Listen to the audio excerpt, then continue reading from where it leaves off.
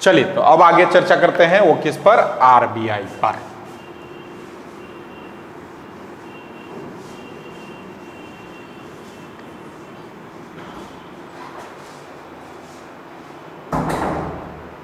ध्यान से समझिएगा और ये लोग, बैंक में अगर 5 से 6 सवाल होगा दोस्त, तो लगभग 2 से 3 सवाल केवल आरबीआई से बनता है। तो इसीलिए अच्छे से पढ़िएगा, समझिएगा।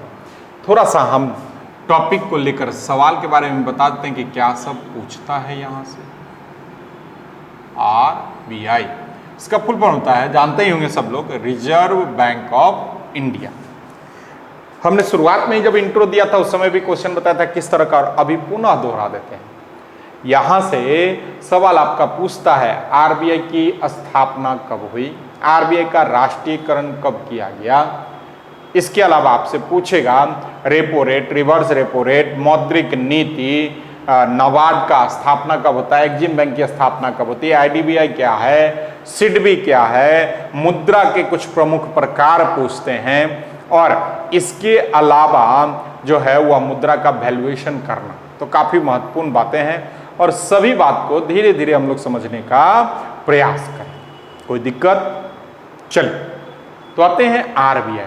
आरबीआई से पूर्व 2-3 सवाल आपसे पूछते हैं, बताइएगा। यहां पर भी पेन ऑफ मिस्टेक सवाल है। जैसे अगर हम आपसे पूछें कि भारत का सबसे पुराना बैंक, तो अधिकांश लोग का जवाब होगा, जो हमने अभी बताया था 1770 में, बैंक ऑफ हिंदुस्तान। लेकिन नहीं दोस्त, हमने ये नहीं पूछा है कि भारत का सबसे पुराना बैंक था। हमने क्या पूछा है, भारत का सबसे पुराना या प्राचीन बैंक तो होगा इलाहाबाद बैंक या इलाहाबाद बैंक। अंग्रेजी में ALL से होता है और हिंदी में हम लोग उसको ई से पढ़ते हैं हिंदी में। तो इलाहाबाद बैंक या इलाहाबाद बैंक, क्योंकि इसकी स्थापना जो होती है वह जब बैंक ऑफ हिंदुस्तान समाप्त हो जाता है तब 90 के दशक में आकर, 90 मतलब 19 के संबंध में 1900 के संदर्भ में आकर यह शुरुआत किया जाता है। उसी आधार पर अगर वहीं पर सवाल जुड़ जाता है कि भारत का सबसे प्राचीन बैंक था, तब आपका जवाब बिल्कुल सही होता कि बैंक ऑफ हिंदुस्तान। अगला है वो है आपका कि भारतीयों का सबसे पुराना बैंक। तो जब भारतीयों का सबसे पुराना बैंक पूछ दे तो होगा PNB, Punjab national bank of India. PNB भारतीयों का सबसे पुराना बैंक है। अब कहेगा कि भारत और भारतीयों में क्या अंतर है। भारत का बैंक जो इलाहाबाद बोले थे, उसमें जो मालिकाना हक था या उसके जो सदस्य थे वह भारतीयों के साथ साथ विदेशी मतलब ब्रिटिश संस्था भी शामिल थी या व्यक्ति भी शामिल था। लेकिन जब भारतीय शब्द जुट गया तो उसमें केवल भारतीयों के द्वारा लगाए गए पूंजी से उसका निर्माण किया गया है। तो समझ गए तीनों सवाल। अब आते हैं महत्वपूर्ण टॉपिक, वो कौन सा, RBI, reserve bank of India. Reserve bank of India, जैसा कि अभी कुछ ही समय पहले हमने बताया था कि 1930 ईस्वी में केंद्रीय समिति या सेंट्रल कमिटी के सिफारिश पर इसकी स्थापना का चर्चा किया था या इसकी स्थापना के लिए कार्य को प्रारंभ किया जाता है।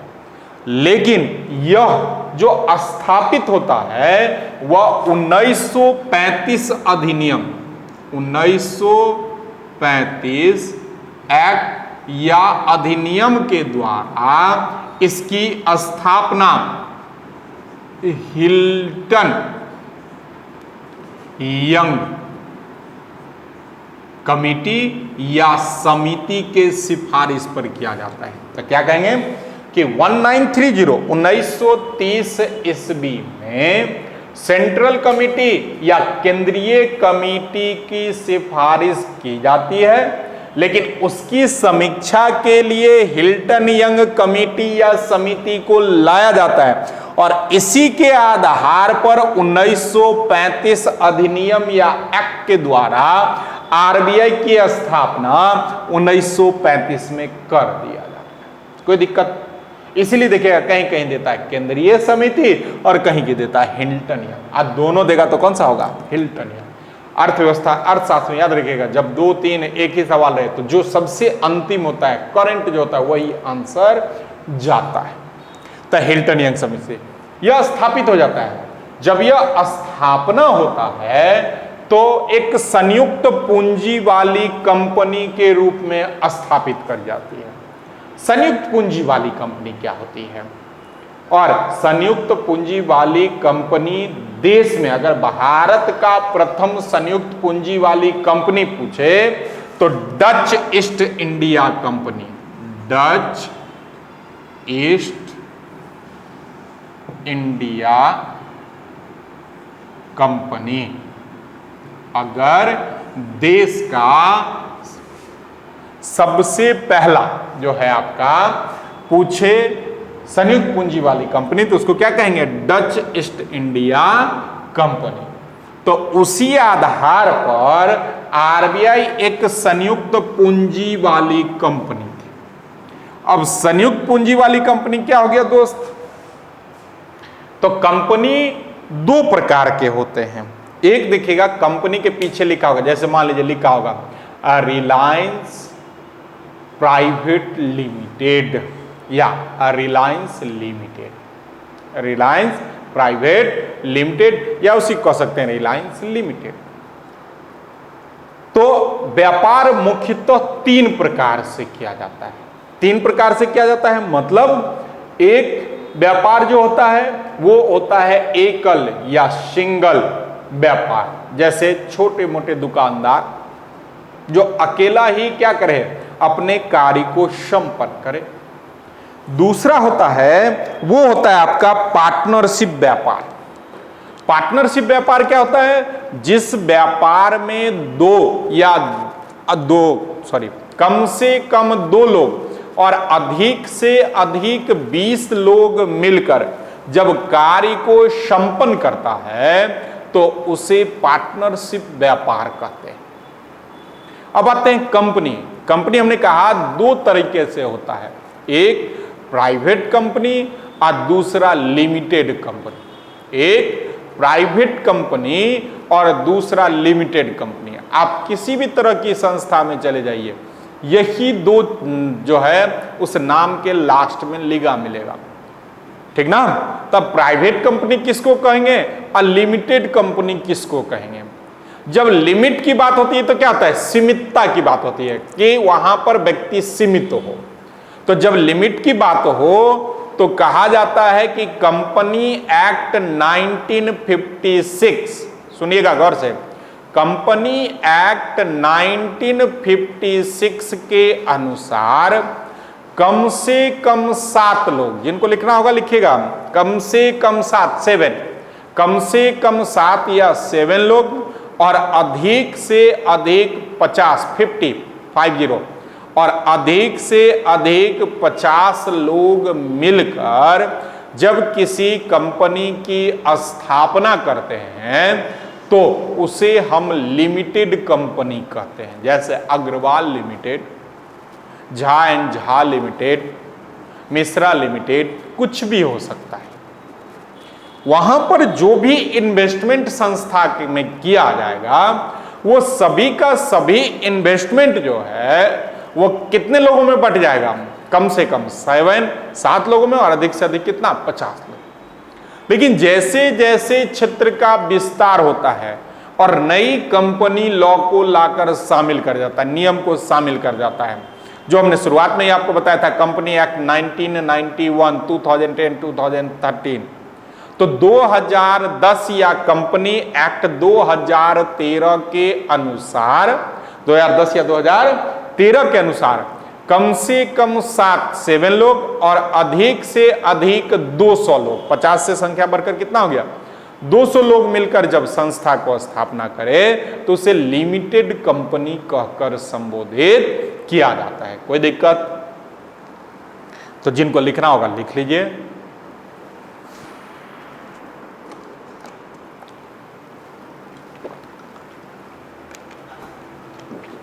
कि लिमिटेड कंपनी में कितना होगा? कंपनी एक्ट 1956 में कम से कम मिनिमम 7 और मैक्सिमम 50, और 2010 कंपनी एक्ट के द्वारा कितना हो जाएगा? मिनिमम 7 और मैक्सिमम 200। अब आते हैं, वह है आपका प्राइवेट लिमिटेड। प्राइवेट लिमिटेड, यहां पर कोई भी कंपनी अधिनियम लीजिए, कोई भी कंपनी अधिनियम मतलब कम से कम कंपनी एक्ट 1956 लीजिए या कंपनी एक्ट 2010 को लीजिए, किसी भी एक्ट में कम से कम यहां पर 7 लोग होंगे और अधिक की कोई सीमा नहीं। तो आप कहिएगा सीमा कैसे नहीं होगा?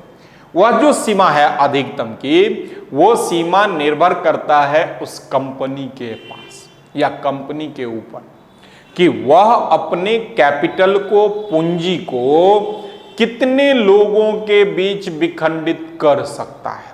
तो यहां से एक बात निकल करके आया, पूंजी, कैपिटल किसको कहते हैं?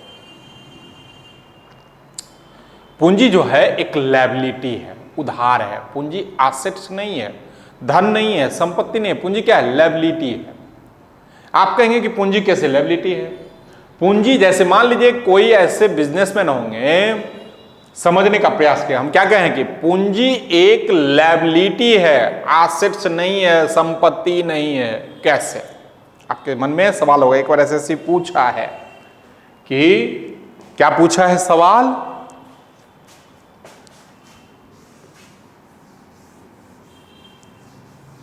एसएससी का सवाल था एक बार कि क्या, स्टेटमेंट था, क्या सभी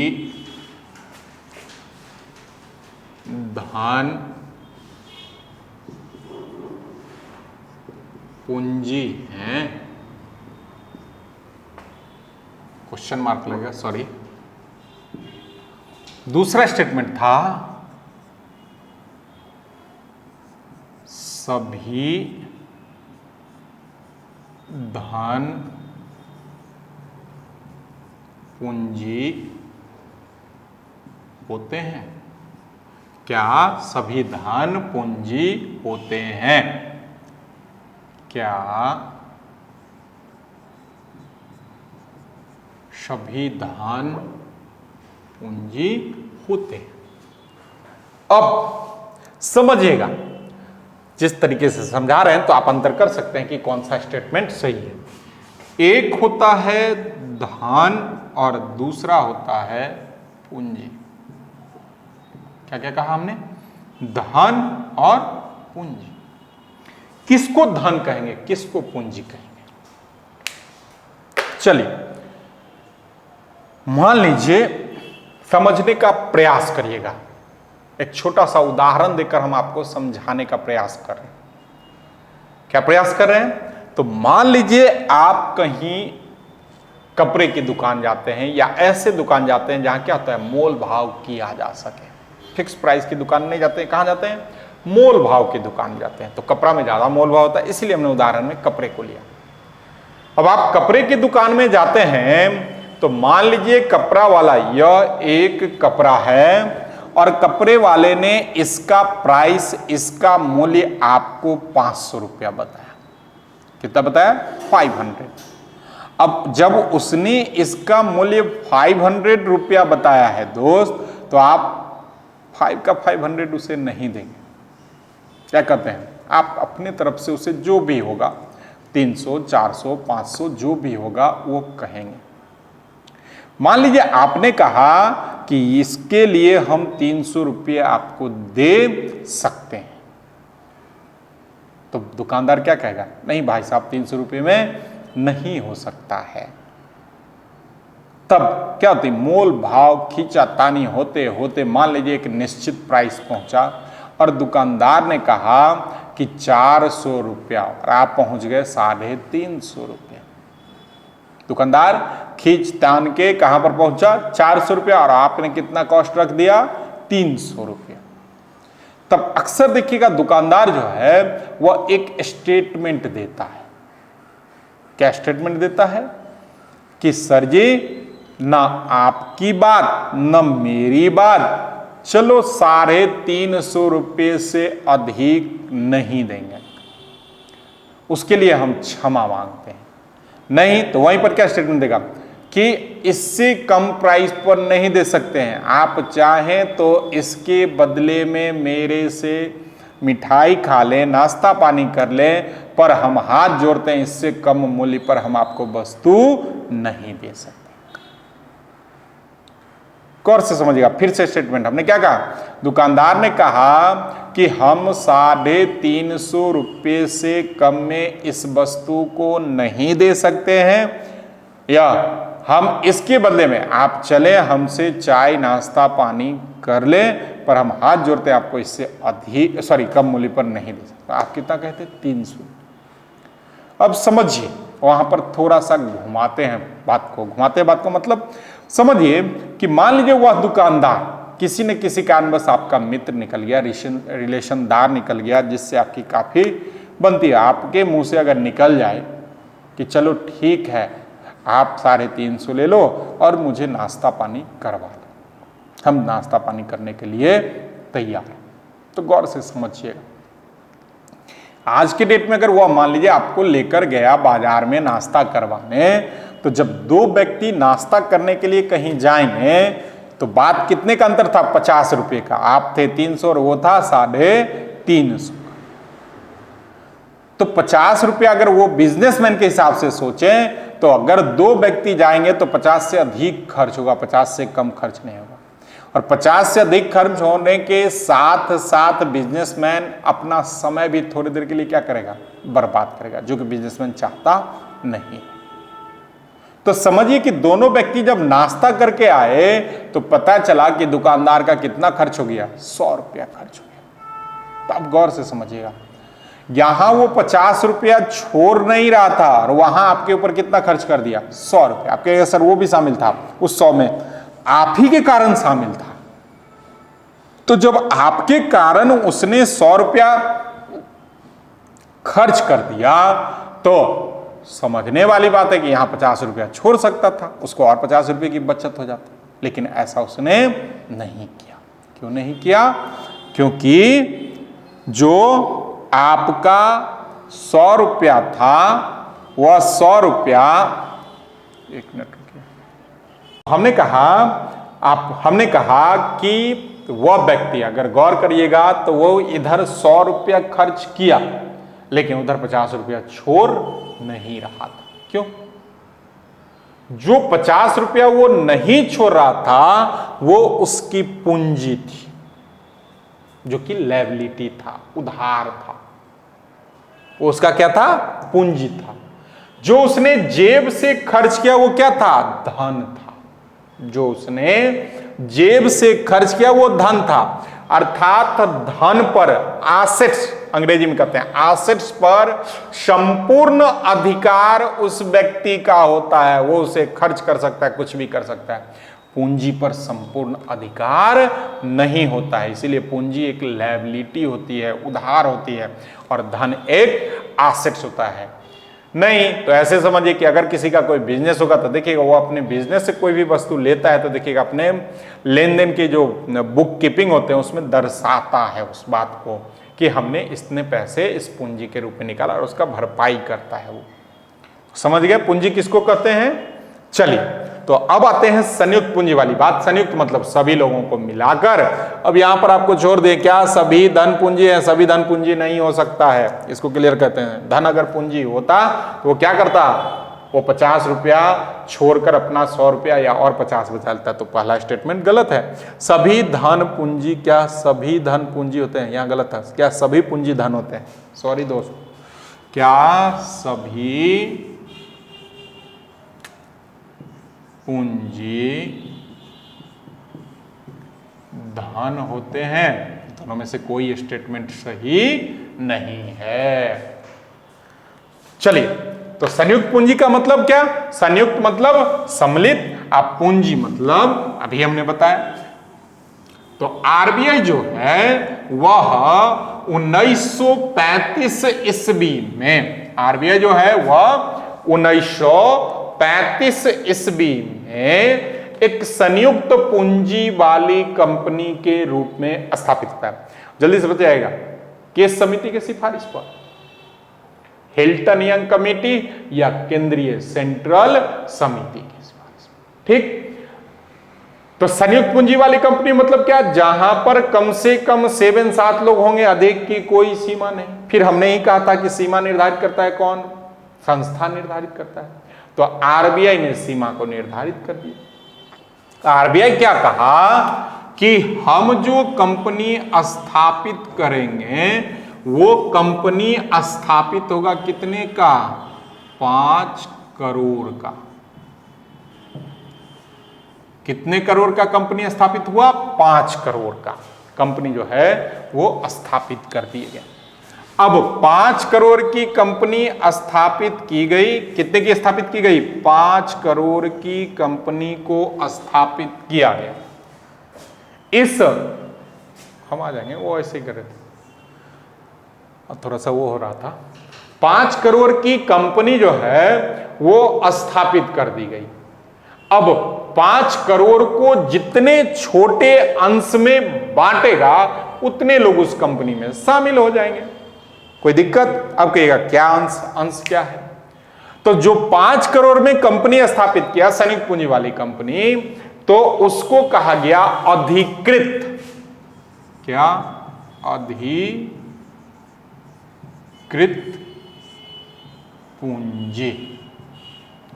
अंग्रेजी में इसे कहते हैं दोस्त ऑथराइज कैपिटल। कई बार सवाल पूछा, आरबीआई का ऑथराइज कैपिटल कितना है? आरबीआई का ऑथराइज कैपिटल कितना है? तो 5 करोड़ रुपया। अब ऑथराइज कैपिटल किसको कहते हैं, क्या होता है? आप सभी लोग, जो लोग कॉलेज वगैरह गए होंगे, तो देखिएगा जब आप कॉलेज में एडमिशन लेना चाहते हैं तो आप गए होंगे कॉलेज, जो भी रकम होगा 50, 25, 100, 200, 500, 1000, 2000, 5000, 10000 जो भी होगा, शुरुआत में आप अदा किए होंगे और कॉलेज की तरफ से आपको प्रोस्पेक्टस मिलता है। प्रोस्पेक्टस में क्या होता है? तो जो भी कॉलेज संस्था है वो कैसे स्थापित हुआ, कितने मेंबर थे, उस समय कितना पैसा लगा था, वर्तमान में कौन कौन मेंबर हैं, इसका वर्तमान में धन या एसेट्स या कैपिटल कितना है, वो सभी चीज को दर्शाया जाएगा। कोई दिक्कत? तो जब संस्था भी संयुक्त पूंजी वाली कंपनी स्थापित होती है तो वो भी प्रोस्पेक्टस जारी करता है।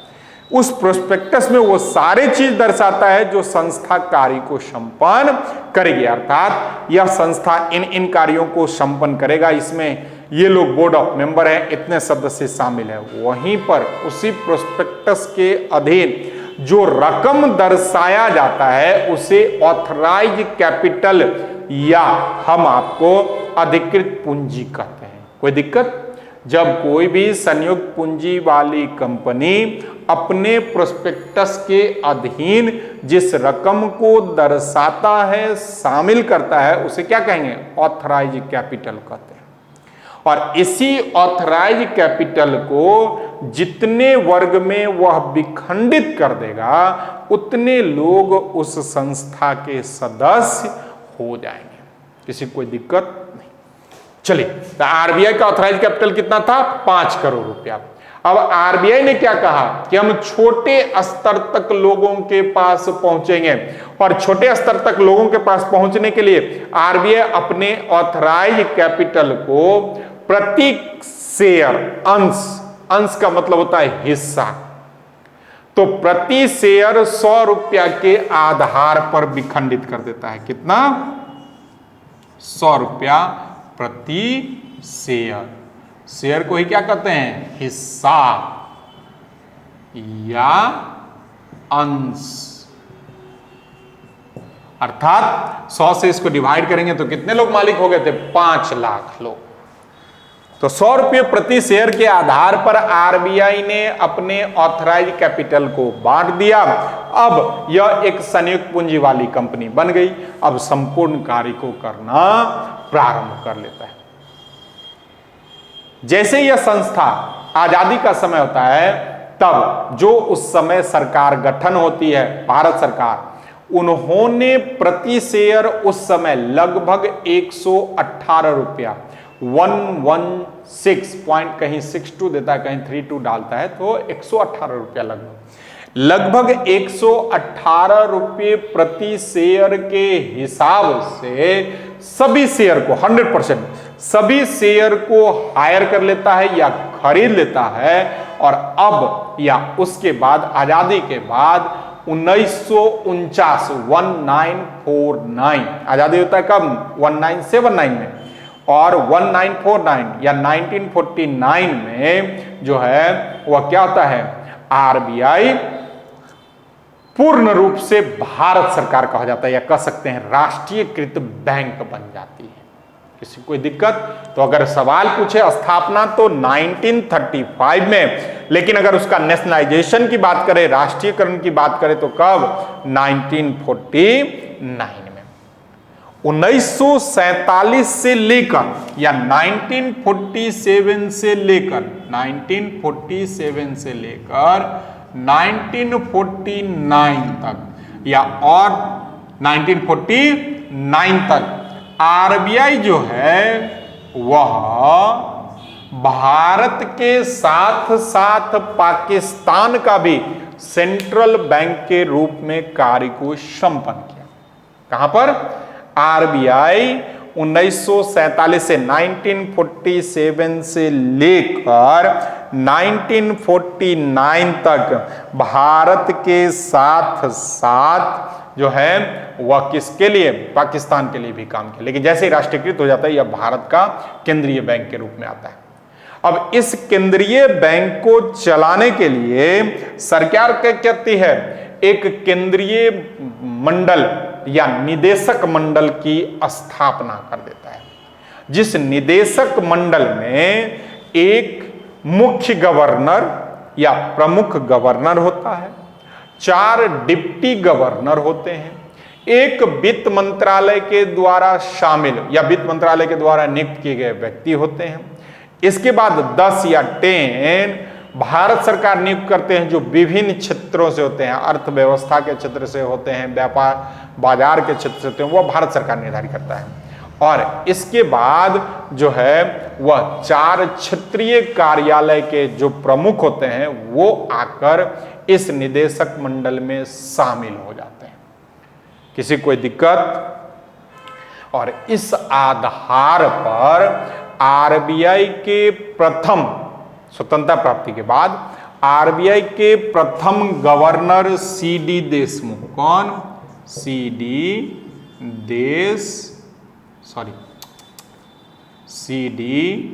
देशमुख, वर्तमान में सभी लोग जानते हैं शक्तिकांत दास, यह बिहार के ही हैं शक्तिकांत दास। कोई दिक्कत? तो प्रथम जो है वो कौन हो जाएगा? आपका सीडी देशमुख, शक्तिकांत दास। आजादी शब्द जोड़ दे, आजादी से पूर्व आरबीआई के प्रथम गवर्नर तो ओशबॉर्न स्मिथ। स्वतंत्रता प्राप्ति से पूर्व आरबीआई के प्रथम गवर्नर ओशबॉर्न स्मिथ थे। कोई दिक्कत है तो बताएं।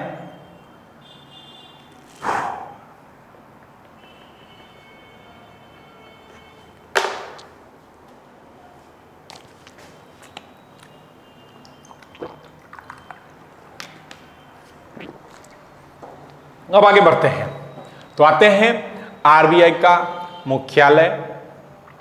आरबीआई के 2 मुख्यालय हैं दोस्त, लिखिएगा, पूछता है। आरबीआई के 2 मुख्यालय हैं, एक बंबई या मुंबई, बंबई या मुंबई, और दूसरा है वो है आपका लंदन। दूसरा कहां है? लंदन। यह भारत सरकार के अधीन जो भी आप भारत देश के अंदर काम होता है उसका देखभाल करता है, और यह जो है वह विदेश में जो भी कार्यरत होते हैं या जो विदेश में कमीशन वगैरह अपना होता है ना, दूतावास वगैरह, उसके देखरेख को, उसके लेन देन के देखरेख का कौन करता है? लंदन में स्थित। आज भी यह कार्यरत है। इसके बाद आरबीआई के 4 जो हैं वह आपके कह सकते हैं कि कोर बैंक या एसोसिएट हैं, 4 संस्था हैं या क्षेत्रीय कार्यालय, क्षेत्रीय कार्यालय हैं। 4 कौन कौन से? तो जो भी 4 महानगर हैं, कलकत्ता, मुंबई, मद्रास और दिल्ली में 4 क्षेत्रीय कार्यालय आरबीआई के स्थित हैं। इसके बाद राज्य के आधार पर कहिएगा तो उसको अंग कहा गया है। आरबीआई के 19 अंग और 9 उपांग का मतलब वैसी आरबीआई की संस्था या वह राज्य जहां आरबीआई है अपने राज्य के साथ साथ एक अलग राज्य या अन्य राज्यों का भी देखरेख करता हो तो उसको उपांग कहा गया है। तो यह है आरबीआई का लेखा वर्ष, वित्तीय वर्ष पुराना 2019-20 तक का, 2019-20 तक आरबीआई का जो वित्तीय वर्ष था वो आपका था 1 जुलाई से 30 जून। कितना था? 1 जुलाई से 30 जून। कब तक? तो 90 से 20 तक क्या था? वित्तीय वर्ष, या इसको लेखा वर्ष भी कहते हैं, फिस्कल ईयर, फिजिकल। लेकिन 2020-21 से 2020-21 से मतलब वर्तमान में, इसको करंट के रूप में भी पूछ सकता है, 2020-21 से इसका वित्तीय वर्ष 1 अप्रैल से लेकर 31 मार्च हो गया है। कोई दिक्कत? तो यह इसका क्या था? लेखा वर्ष था। ये कुछ महत्वपूर्ण पॉइंट जो हैं वो आपके आरबीआई के इतिहास के रूप में सवाल बनता है, पूछा जाता है। जाएं सवाल बनाए, बनेगा। अब आते हैं आरबीआई के कार्य पर। आरबीआई कई प्रकार के कार्य करते हैं। वर्क ऑफ आरबीआई, आरबीआई कई प्रकार के कार्य को संपन्न करता है, लेकिन इसके 2-3 कार्य काफी महत्वपूर्ण माना जाता है।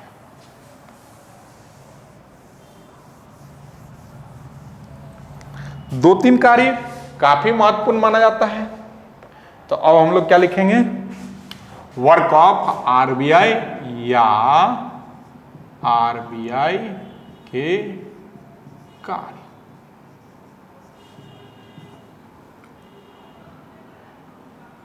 पहला कार्य है नोटों का निर्गमन, नोटों का निर्गमन, जारी करना नोटों को। और यहां से सवाल पूछता है, बनता है, नोटों का निर्गमन क्या है? आरबीआई जो है, गौर से सुनिएगा और जिनको लिखना होगा अपना लिखते जाइएगा। आरबीआई नोटों का निर्गमन जो है 1956 से, जो तरीका अभी बता रहे हैं उस तरीके से, उससे पूर्व दूसरे तरीके। क्या था दूसरा तरीका वो आगे बताएंगे। तो कहा जाता है कि आरबीआई 2 रुपये से लेकर, कितना से? 2 रुपये से लेकर प्रचलन में अधिकतम वैल्यू तक, जैसे वर्तमान में प्रचलन कितना है? 2000 रुपया तक। तो आरबीआई 2 रुपये से लेकर अधिकतम 2000 रुपये तक का नोट जारी करने का अधिकार रखता है। 2 से 2000 रुपये तक। कोई दिक्कत नहीं, कोई सवाल भी यहां से बनने वाला विशेष नहीं है। सवाल कहां से बनेगा? तो फिर 1 रुपया से। तो 1 रुपया का नोट और उस 1 रुपया का सिक्का या उससे कम वैल्यू के सिक्का को जारी करने का अधिकार वित्त मंत्रालय को होता है। नोट करके ये पॉइंट लिखिएगा लोग, पुनः 1 रुपया का नोट तथा 1 रुपया का सिक्का या इससे कम मूल्य का सिक्का जारी करने का अधिकार वित्त मंत्रालय को होता है। यहां पर एक पॉइंट और, अगर इसको सवाल को कठिन करना होता है तो आपसे पूछेगा कि आरबीआई कहां पर जो है भारत सरकार के एजेंट के रूप में कार्य को संपन्न किया है। यहीं पर आरबीआई एजेंट के रूप में कार्य करता है।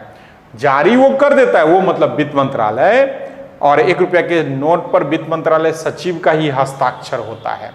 तो जारी वो कर देता है उस नोट को, उस सिक्का को, लेकिन उसे बाजार तक पहुंचाने का कार्य कौन करता है? आरबीआई करता है। तो जब आरबीआई 1 रुपया के नोट या 1 रुपया का सिक्का या इससे कम मूल्य के सिक्का को बाजार तक पहुंचाने का कार्य करता है तो उसके लिए आरबीआई भारत सरकार का एजेंट के रूप में कार्य को संपन्न करता है। आशा करते हैं नहीं होगा दिक्कत आपको। यहां पर आगे बढ़ते हैं। 2 रुपया और अधिकतम 1000 रुपया तक का सिक्का जारी करने का अधिकार आरबीआई के पास है। फिर से समझिएगा, 2 रुपया तथा अधिकतम 1000 रुपया का सिक्का जारी करने का अधिकार आरबीआई को है। अगर इससे अधिक वैल्यू का सिक्का आरबीआई को जारी करना होगा तो उसे भारत सरकार से अनुमति लेना होगा। कोई दिक्कत? अब आते हैं कि नोट किस आधार पर आरबीआई जो है वह जारी करता है। क्या है पॉइंट? नोट किस आधार पर आरबीआई जारी करता है। आरबीआई जो है वह मिनिमम रिजर्व रेशियो या न्यूनतम अनुपातिक प्रणाली पूछता है। आरबीआई मिनिमम रिजर्व रेशियो या न्यूनतम अनुपातिक प्रणाली के आधार पर नोट को जारी करता है। अब यह प्रणाली क्या है? तो आरबीआई 200 करोड़ का, कितना? 200 करोड़ का धन जो है अपने पास रखता है। 200 करोड़ का एसेट जो है अपने पास रखता है। मतलब आरबीआई रुपया जारी करने से पूर्व कितना रख लेता है अपने पास? 200 करोड़ का एसेट। 1956 से पूर्व यह रकम 400 का था। कितना था? 400 का था।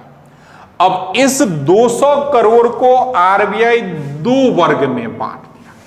कौन कौन सा वर्ग? तो एक है 115,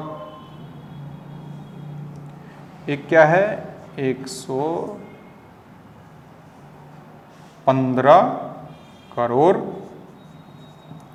और दूसरा है वो है आपका 85 करोड़।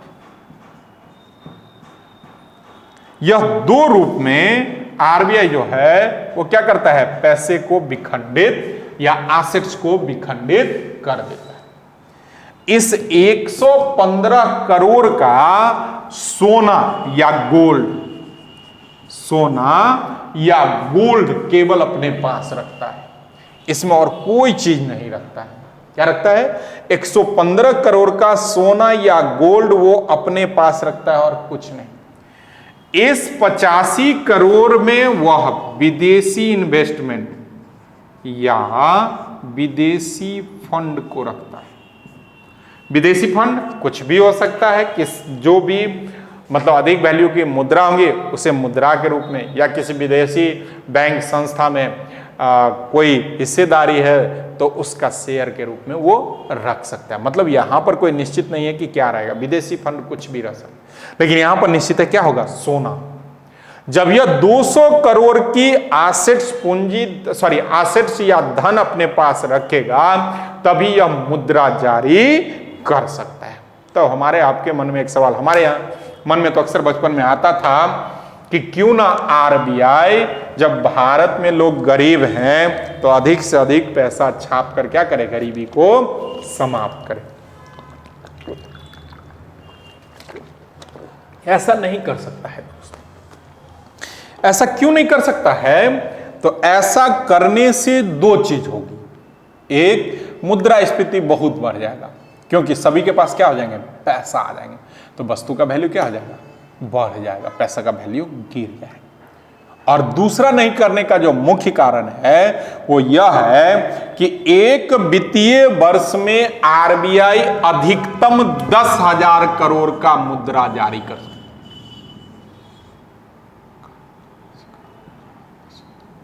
अधिकतम कितना? 10,000 करोड़ का मुद्रा जो है वह जारी कर सकता है एक वित्तीय वर्ष में। इससे अधिक मुद्रा अगर वह जारी करेगा तो उसे सरकार से क्या लेना होगा? अनुमति लेना होगा। अर्थात 200 करोड़ रखकर कितना जारी कर सकता है? अब मन में यह भी सवाल आ रहा होगा कि अगर मान लीजिए कोई ऐसी विकट परिस्थिति हो गई, जो भी होगी, अभी तक के आरबीआई लॉ 1935 या 49, दोनों में एक ही बात लिखा हुआ है। 35 इसलिए कि स्थापना होता है, राष्ट्रीयकरण हो जाता है, इसलिए 49। तो आरबीआई एक्ट 1935 या 49 के अंतर्गत अगर किसी प्रकार का विपत्ति आती है, खराब सिचुएशन आता है, तो आरबीआई इसमें किसी प्रकार का परिवर्तन नहीं कर सकता है। मतलब 115 करोड़ रुपए का जो सोना होता है उसमें नहीं, इसमें कमी कर सकता है, या वह अपने आवश्यकता के अनुसार इसको 100% से नीचे कर 0% तक कर सकता है, लेकिन इसमें किसी प्रकार का परिवर्तन नहीं कर सकता। एक बार यह सवाल पूछा है बैंकिंग क्षेत्र में, कोई दिक्कत? तो इसी तरीके से भारत में आरबीआई के द्वारा नोटों का निर्गमन किया जाता है। अब एक दो पॉइंट याद रख लीजिए। एक दो पॉइंट क्या सब याद रख लीजिएगा? तो 25 पैसे की मुद्रा, 25 पैसे की मुद्रा लिख लीजिएगा, प्रचलन से 2011 ईस्वी में समाप्त। कब? 2011 ईस्वी में समाप्त। दूसरा है वो है आपका कि विविध के रूप में सवाल पूछ दे कि गांधी जी नोट पर कब आए।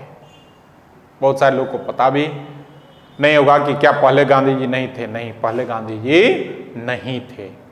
गांधी जी 1996 से भारतीय मुद्रा पर आए हैं। 1996 से पूर्व गांधी जी भारतीय मुद्रा पर नहीं थे। तो आप कहेंगे उससे पूर्व क्या था? तो हम एक नोट दिखा देते हैं उससे पूर्व क्या था। बाकी नोट में जो भी हो,